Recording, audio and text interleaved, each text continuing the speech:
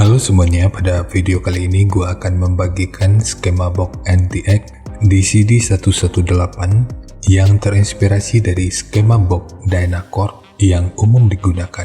Skema ini dikhususkan untuk transducer speaker ACR Fabulous dengan tipe PA 1131866MK1SW revisi 0, produksi 12 Maret tahun 2025.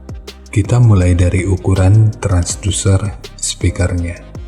Untuk diameter lubang pada box, ini ukurannya 427,9 mm dan pada penerapannya nanti bisa digenapkan di 430 mm.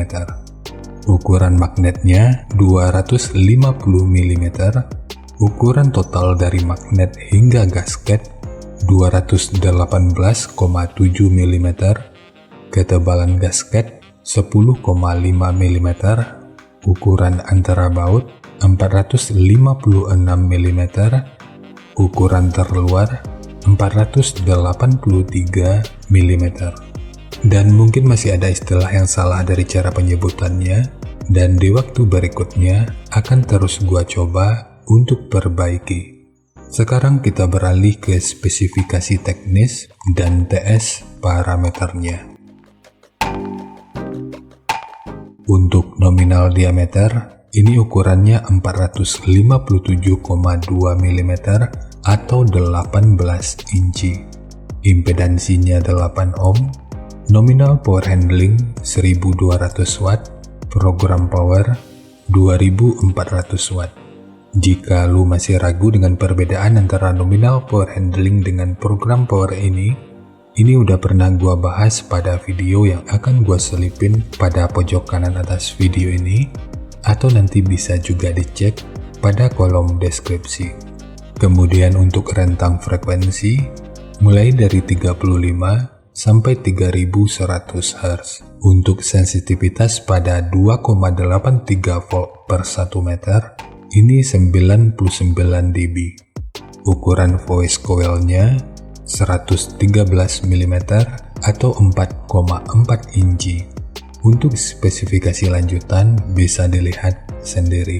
Sekarang kita beralih ke spesifikasi utama, yaitu TS parameternya. Untuk fs 34 Hz, DCR 5,2 ohm, QTS 0,42, CAS 0,44, QMS 10,08, MMS 256,3 gram, GMS 0,08 mm per Newton, BL 25,6 Tesla meter, fast 187,8 liter, efisiensi 1,64%, SD 1256,6 cm persegi, Xmax 14,27 mm. Dan untuk jenis box speaker, ini tentu bisa digunakan untuk box dengan ataupun tanpa lubang angin. Karena untuk EBP-nya, ini sekitar 77,27 atau kita bulatkan di 77,3.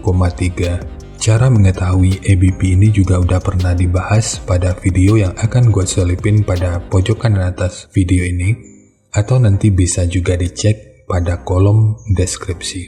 Dan pada bagian ini, kita juga bisa melihat respon frekuensi dan respon impedansi dari speakernya. Dan ACR untuk saat ini, spesifikasinya itu bisa dibilang jauh lebih akurat.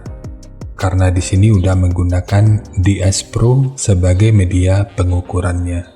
Dan untuk hasil yang ideal, sebaiknya gunakan aja skema yang udah disediakan oleh pabrikan ini.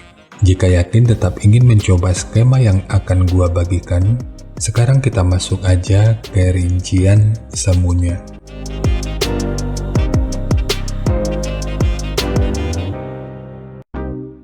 Untuk rincian semu, poin yang gua gunakan di sini adalah 1900 watt pada minimum impedansi 5 ohm.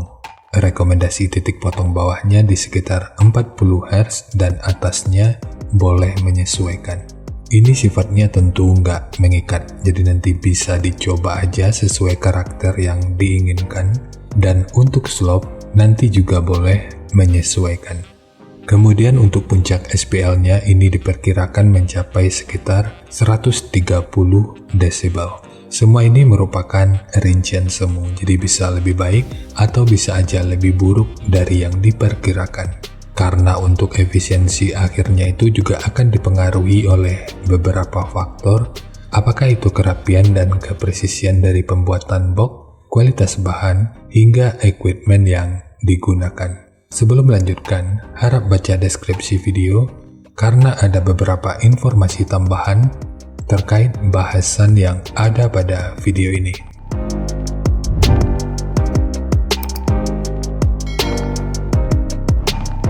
Dan berikut referensi yang gua gunakan dalam mendesain skema box speakernya. Jadi dari transfer function magnitude ini kita bisa melihat meskipun dipotong di 40 Hz, frekuensi 34 Hz ini udah bisa direspon pada minus 3 dB dan 37 Hz pada 0 dB. Kemudian untuk respon dari portnya, dengan daya 1900 watt, pergerakan udara pada port, puncaknya diperkirakan sekitar 14,1 meter per detik. Sementara untuk gain yang dihasilkan oleh port kurang lebih seperti ini.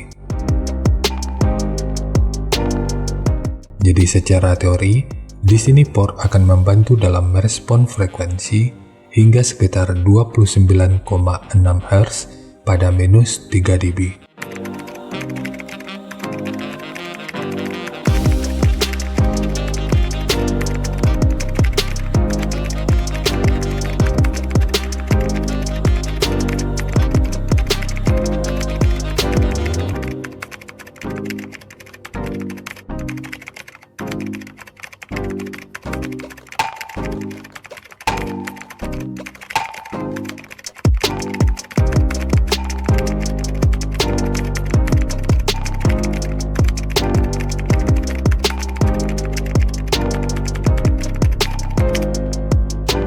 Sekarang langsung kita bahas aja skemanya.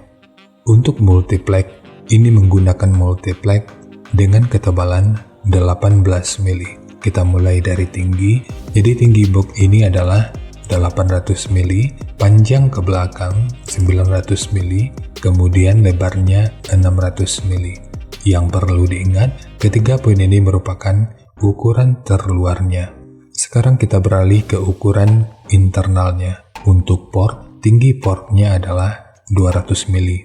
Ukuran dari sudut ini sampai ke sudut ini ukurannya 483 mili. Kemudian untuk triplek dari dudukan speaker ini menggunakan dua lapis, satu sebagai dudukan utama dari transdusernya dan satu lagi sebagai penguat dari dinding luarnya. Bagian dinding luar ini tentu juga sangat penting, jadi jangan di skip, sebab peranan dinding luar ini akan cukup berfungsi dalam memperkuat serta meredam hentakan dari output suaranya. Kemudian ukuran dari sudut ini sampai ke sudut ini ukurannya 700 mili. Lalu di sini ditambahkan penguat berupa sekat dengan bentukan seperti ini. Untuk ukurannya 280 mili dengan ketebalan 36 mili. Biar lu nggak ragu, 36 mili ini merupakan hasil penggandaan dari dua potong multiplex 18 mili. Di sudut ini dan ini ditambahkan segitiga yang bertujuan untuk meminimalisir kebocoran dan meningkatkan aerodinamika, sehingga proses resonansinya itu bisa berfungsi dengan lebih optimal. Sementara tekukan ini berfungsi sebagai dudukan dari grill speakernya dan dibentuk seperti ini bertujuan untuk aerodinamika agar box bisa bekerja dengan semestinya, sehingga pantulan yang mungkin aja bisa terjadi itu tentu bisa diminimalkan. Sementara untuk handle ini hanya untuk estetika dari penyajian videonya aja.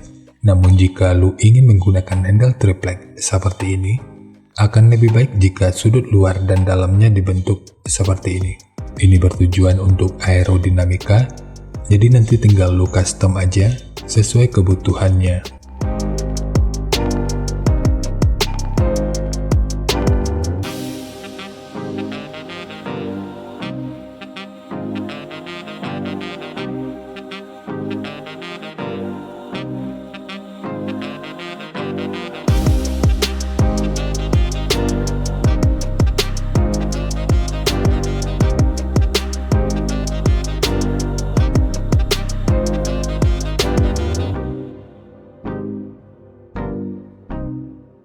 Jadi segitu aja untuk skema dari box NTX di CD118, khususnya untuk transducer speaker ACR Fabulous dengan tipe PA 113186MK1SW. Jika nanti lu punya link review dan video check soundnya, silahkan bagikan aja pada kolom komentar agar bisa dijadikan referensi juga buat teman-teman yang lainnya. Terima kasih untuk lu yang udah nonton sampai detik ini. Bagaimana tanggapannya terhadap skema yang gua bagikan kali ini? Sampaikan aja pada kolom komentar biar kita sama-sama bisa belajar agar lebih baik lagi. Dan seperti biasa, jika lu suka dengan bahasannya, silakan like dan share aja videonya ke teman-teman lain yang sekiranya juga suka dengan topik yang sama. Untuk lu yang udah berlangganan, terima kasih banyak atas dukungannya.